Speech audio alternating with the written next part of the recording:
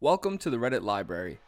Today we'll be looking at r/AskReddit, where the user Noahs25 asked the question, what is the scariest story you know that is 100% true? I would call it creepy more than scary, but my mom's friend had a small house and lived alone. She noticed weird things, a batch of soap depleting faster than usual, missing eggs, damp towels in the hamper when she hadn't used any, extra dishes in the dishwasher, etc. This went on for months. She thought she was just being forgetful. One day she heard some thumping around in her attic and went to investigate. She found some makeshift living quarters. Small radio, hot plate, sleeping bag, pillow, food wrappers, etc. She called the cops, who came to keep an eye on the place. They ended up catching a homeless man climbing a tree, trying to sneak into her attic window. He had been doing this almost daily. He would wait for her to go to work, then go downstairs and help himself to food and amenities. The funny part about this story is that they got to know each other throughout the ordeal, and the guy was actually very respectful, just down on his luck. She didn't press charges. Instead, let him move in, helped him get a job, and he lived in the attic until he got back on his feet. Creepy crud with a happy ending. Damp towels in the hamper when she hadn't used any, extra dishes in the dishwasher. And that's when she knew she found a keeper housemate. Nishbur train disaster is something that reminds me of how death can come at any moment. A train with 51 wagons of sulfur, fertilizer, petrol, and cotton wool somehow broke loose and rolled down the track about 20 kilometers until it derailed in the town of Kayem, Iran. There were no humans aboard. Chemical leaks ensued and authorities tried to extinguish whatever fires broke out. At one point, the whole thing explodes, and it really explodes. The whole town of Kayem is literally demolished. 3 nearby towns are badly damaged, and it was heard 70 kilometers away. The wreckage continued to explode for several days after. Around 300 people died, and more than that injured. An earthquake of 3.6 on the Richter scale was produced. My mom was driving, and a guy ran out in the road, so she stopped so she couldn't hit him. It was a nightmare, so it was pretty dark out, and 3 other men emerged from the forest around, all trying to use the door handles of her car to get in. She locked them, luckily, and gassed it to the nearest town. Remember to always lock your car after you start it, because if it wasn't unlocked, who knows what would have happened to her. Probably one of the many reasons newer cars auto-lock their doors once you go over 15 miles an hour. The 1904 Cincinnati Privy disaster. In 1904, 9 schoolgirls drowned in an outhouse after the floor collapsed. They literally drowned in human waste. This is the second post in this thread that features Cincinnati. For such an inconspicuous little Midwestern city, it does have a colorful history. My friend's boss bought an Audi A4 convertible, back when they were new and interesting. One of the talking points was the pop-up roll hoops that were hidden unless you rolled it. A few months after buying it, he got to test those roll hoops out, as he lost control and skidded down a steep bank about 10 meters, 35 feet, deep. The roll hoops did their job, and he survived with just cuts and scratches from the bushes he'd plowed through. The car ended up the right way up and he got out, walked back up the bank to the side of the road, then got on the phone to the police to report the accident. While he was standing there, a driver from a car that had seen the accident came over to speak to him. Approaching from behind, the other driver asked if he was okay. My friend's boss turned around to reply and dropped dead. His neck had been fractured, but was in one piece right up until he turned his head, when it severed his spinal cord. That would be so ducking traumatic for the other driver. Artemis Pyle, the drummer from Leonard Skinner, survived a plane crash and walked to a nearby house only to be shot by the homeowner. The homeowner saw a bloody, long-haired man and winged him. Pyle survived that as well and made a full recovery. Before my dad died, he once told me a story from when he was in Vietnam in the 1960s. He told me about a mission where he and one other American with 5 CIDG strikers, South Vietnamese villagers turned fighters, were asked to emplace seismic ground sensors along a trail network deep in the jungle. He said they were about 2 days into the mission when he and 2 of the strikers split off from the main group to go watch a nearby trail intersection. He said the jungle was pretty quiet that day, just the sounds of birds and bugs and an occasional monkey. He said they had been watching the trail intersection for about 3 or 4 hours and were deciding on whether to move forward down the trail or to turn back and link up with the rest of the patrol. Before leaving the cover of the brush, my dad said he checked the trail ahead of them one last time and prepared his men to move. Now here's where the story gets interesting, and he told this part with absolute dead seriousness. He said just as he started to step out onto the trail, he sees a light-skinned black Union cavalry soldier in full battle gear laying alongside the trail just shy of the intersection. My dad said the Union soldier had 2 pistols, a Spencer rifle, and a short curved club at his hip. As my dad was trying to process what he was seeing, the soldier looked directly at him and smiled. Then the soldier slowly placed a finger up to his lips as if to tell him to be silent, and then mentioned my dad back off the trail. My dad said he signaled for his men to remain hidden, and he recalled that as he slipped back into the jungle on one side of the trail, the Union soldier did the same on his side of the trail. Less than 10 seconds later, he said the lead element of the group of the NVA, North Vietnamese Army soldiers, walked right through the trail intersection some 30 feet away. My dad estimated that the group was comprised of some 70 to 80 soldiers equipped with automatic rifles, light machine guns, and rocket-propelled grenade launchers. He has no doubt that his entire team would have been wiped out on the spot.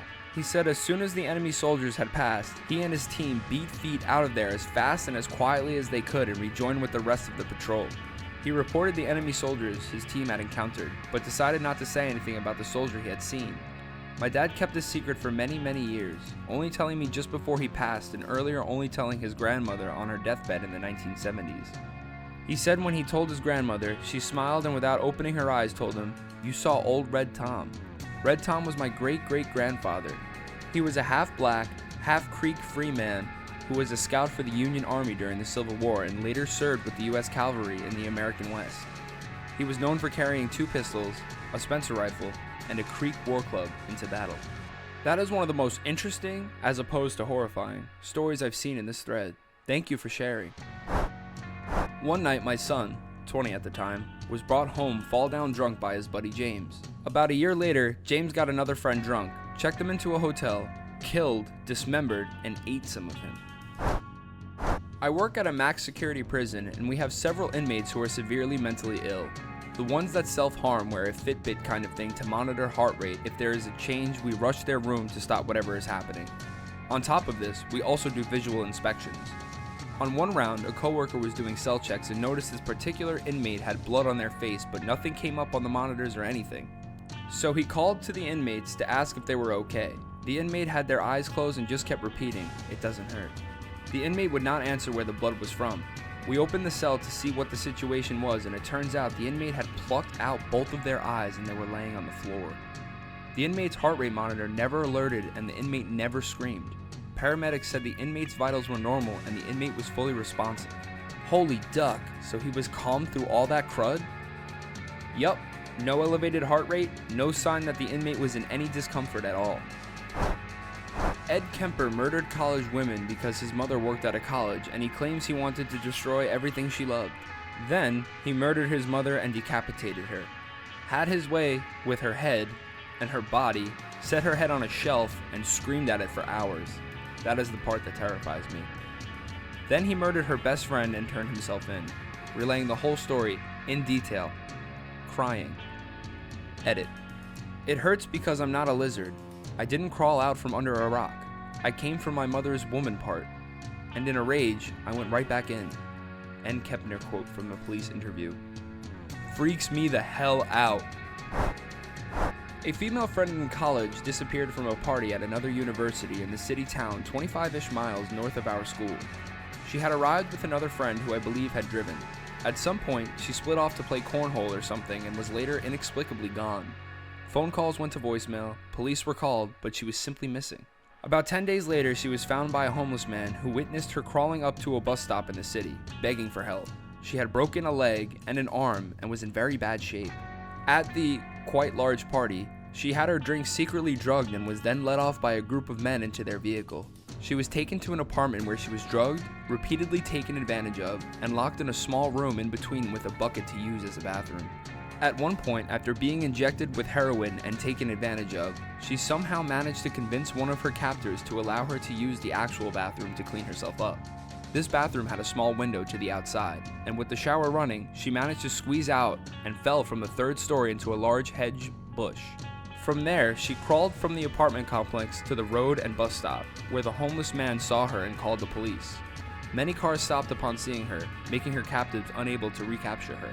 3 men were later arrested for the crime after surveillance cameras allowed police to locate the apartment which she jumped from. She returned to our university almost 2 years later, graduated, and became a nurse. She was obviously traumatized, never partied again, carried a gun everywhere she could, and somehow moved on with life. It was a terrifying tale none of us ever forgot. She was an 18-year-old freshman when the incident happened. When my aunt was about 16, she was working at a grocery store and had a boss in his mid-20s. One day he called the house and he was begging her to sneak out and hang out with him. She was considering it because it was her boss and she didn't want to say no. My mom, who is 2 years younger than her, always gets these incredible spot-on gut feelings. She had one that night and begged my aunt not to go with him. Thankfully, she listened to my mom and told him no, which made him really angry. He ended up going out that night and meeting another girl. He took her out to some cliffs and had his way with her and pushed her off. Somehow she lived through this and was able to get him sent to prison. I feel so sorry for that girl and so thankful for my mom and her gut feelings. Always trust your gut. So, a 20-something man wanted a 16-year-old girl, aka a minor, who was also one of his employees, to sneak out and hang out with him? I'd say no gut feelings required for that one. Dude is a creeper. Good job that your mom warned her sister. Smart girl. Not as scary as some of the stories here, but I was pretty horrified when my dad told me the story. There are some really big houses in the woods in my hometown. One of the owners went out drinking with his buddies and realized he forgot the key to the gate when he got home, so he decided to just climb the gate. While climbing in his drunken state, he slips and his leg gets pierced by one of the spikes on the gate. He was hanging there but too afraid to call for his wife, since he was sure she would just open the automatic gate from the inside of the house. Since it was one of those gates that slides to the side, it would just rip his leg off if she did. He was hanging there the entire night until his wife woke up, saw him and called the fire department. My dad, who is one of the firefighters that showed up, said that they had to saw the spike to get him off. Just imagine hanging from your own gate all night not being able to call for help. This is from South Africa. The woman is called Alison Botha and she was abducted, taken advantage of, and then choked until she blacked out. She was driven into a secluded area, stabbed 30 times in the abdomen and 16 times in the throat, and left for dead on the side of the road. She had to use her skirt to keep her organs inside her body and hold her head up because of a damaged muscle in her neck, and proceeded to crawl to the road where she was eventually spotted and rescued. She survived the attack and now does motivational speaking, I believe. And here's the link to the IMDb page for the documentary. I spent my first 10 years in New Delhi. Back then, we would find dead women, burnt with acid or set on fire, and it used to be so normal. Like, oh look, another one of those dowry cases where her family didn't pay the husband enough money, so they killed her. Many years later, I revisited those memories and realized how insane that actually was. I'd totally forgotten all about that. People who use acid as a weapon are seriously ducked. People who kill women over dowries are seriously ducked. I worked for U-Haul when I was 18, and it was located in front of a club that was known for being really sketchy. I came in to open one morning, and it was common for people to knock on the door hoping to get in early and get their truck. On this day, I hear frantic knocking on the door. I'm there alone still, so it kind of startled me. I look, and there's a woman, completely naked, covered in what looks like blood. I called the cops and grabbed one of the moving blankets and went outside to cover her up. She smelled really bad and was a mess. Ended up being blood and her own crud she was covered in. Found out later she was drugged at the club that night/early morning, taken advantage of, and left blacked out in the alley. It was just a ducked up and surreal situation to be involved in. What a nightmare. I'm glad you could help. You know you're in a bad situation when you're just looking to the nearest human being for help. Do you have any scary stories that are 100% true? If so, share them in the comments below for a chance to be featured in an upcoming video. Don't forget to hit that subscribe button for more videos from the library. Thank you for watching.